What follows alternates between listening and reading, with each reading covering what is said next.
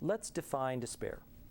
Well, I think of despair in the suicide prevention sense as not only the depression, but the sense that the pain is so great that I can't bear it anymore, that my sense of self-esteem is in the tank. It's down there somewhere below the floor, and I don't feel like there's any tomorrow.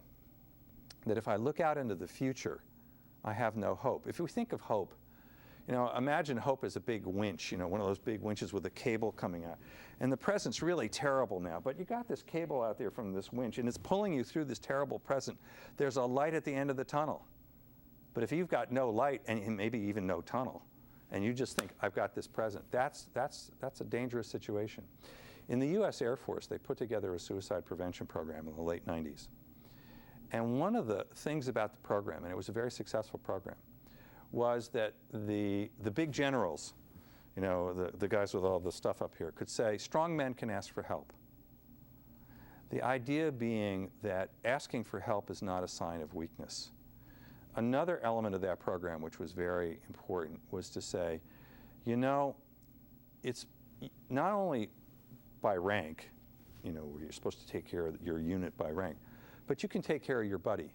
We're the Air Force family. You can take care of each other, and it's part of your responsibility to take care of each other. Now, you're not supposed to be the mental health expert, but if you see somebody who's having a problem at work, if you see somebody who's having a problem at home, you don't have to be the expert to define that they're suicidal. What you have to be able to do is say, it's okay to talk to an expert. Is it true in general that an individual who is planning to commit suicide will say to somebody, I'm going to kill myself?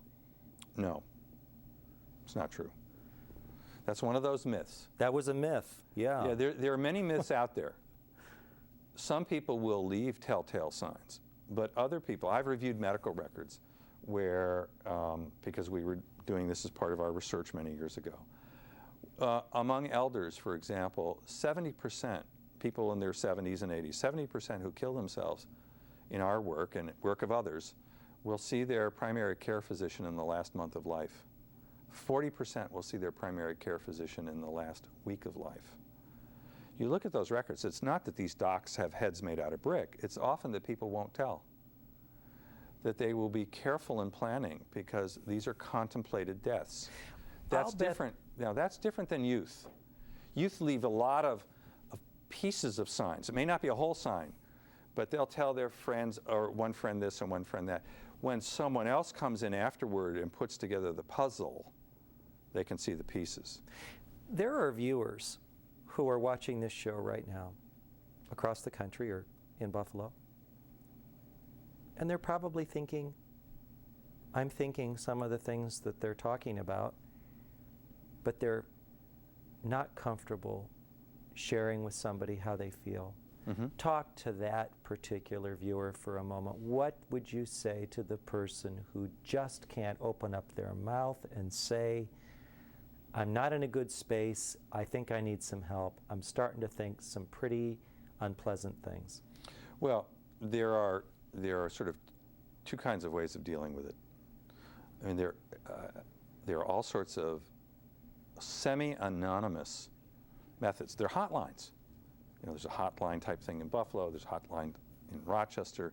The VA now runs a hotline. Well, what happens when you call a hotline? Well, you can call a hotline and not identify yourself and say, I'm distressed, or I'm down in the dumps, or I'm thinking of this and doing something harmful to myself. And the goal is to try to engage that person and find a door through which they can pass that isn't a door to death, but a door to life. Could you say that one more time? Trying to engage the person, help them pass through a door, not a door to death, but a door to life, to make a choice. Mm-hmm. Now, it has to be a choice. Basically, you're at that moment dealing with someone who you think has mixed emotions, that they're ambivalent, that they could go one way or another way. Suicide is, even in death, many people leave a lot of evidence that it was ambivalent, these conflicting emotions.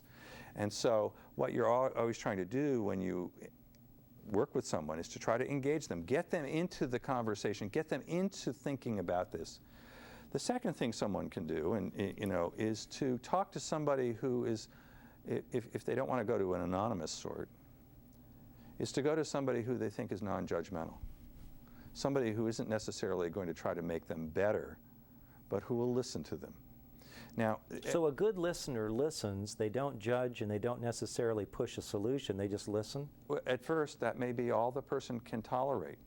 But what's so important when a family member or someone else starts to listen, they don't try to talk the person out of it right away. Oh, you shouldn't do that.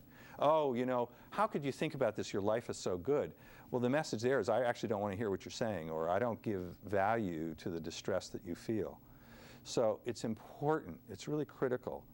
And people often know who will be a good listener, that there is the ability, again, in that instance, to engage. But engage doesn't mean to steer, it means to help someone make their choices. Let's back up and look at this from a societal perspective in the aggregate here. If we were to look at religious dogma, Mm-hmm. it's pretty much universal that the act of taking one's life in the Christian religion precludes your ability to enter heaven. That was certainly the view expressed for a long time. Okay. I don't know about the other religions around the world, but I'm going to guess that it's probably not considered a positive step in those either. Are there instances, let's say somebody is very, very ill with a terminal illness and they're just in pain all the time, and they really know from their prognosis that things are going downhill. You know, we don't do euthanasia in this country legally. Well, but actually, are there we do sometimes- in Oregon. Oh, I didn't know that. Yeah. Okay. Are there times when suicide is considered by the medical establishment or by the society as a whole, in your opinion, as okay, or is it always something that we Well- look at as the wrong step? I would take out the words right and wrong. Okay. And I think that those of us who spend a lot of time thinking about this are always trying to ask ourselves, is someone in a position to make an informed and thoughtful decision about his or her own life? And of course the issue is that when someone has a major mental disorder or a drinking problem or Great Depression and they can't see a way out, even though others can see a way out, that's not called informed. There's certainly been debate about whether some people with terminal disease and intractable pain have, in this country or other countries, and I'll put this word in quotes, the right to choose the time of their death. And the medical field... That's a different thing than suicide, though. That's the moment of death, which is really a medical thing at this point. Well, it's kind of transferred its definition. It gets actually to what does the word suicide mean? Because clearly the field of medicine has great divisions in it among some physicians who would say, oh, this should just only be natural, but then others who say, well, I have about half a minute left. but what happens when I take them off the respirator, or what happens? But you know, let's face it, suicide is a culturally framed idea. You know, we know that self-chosen death can be called martyrdom by some. What we're trying to talk about, though, is the death that occurs in the context of a mental disorder. Thank you so much for joining us today, and to our viewers as well. I hope that you found this program of help to you. Very best. See you again soon on Medical Matters. For more Medical Matters television shows, go online to medicalmatters.tv.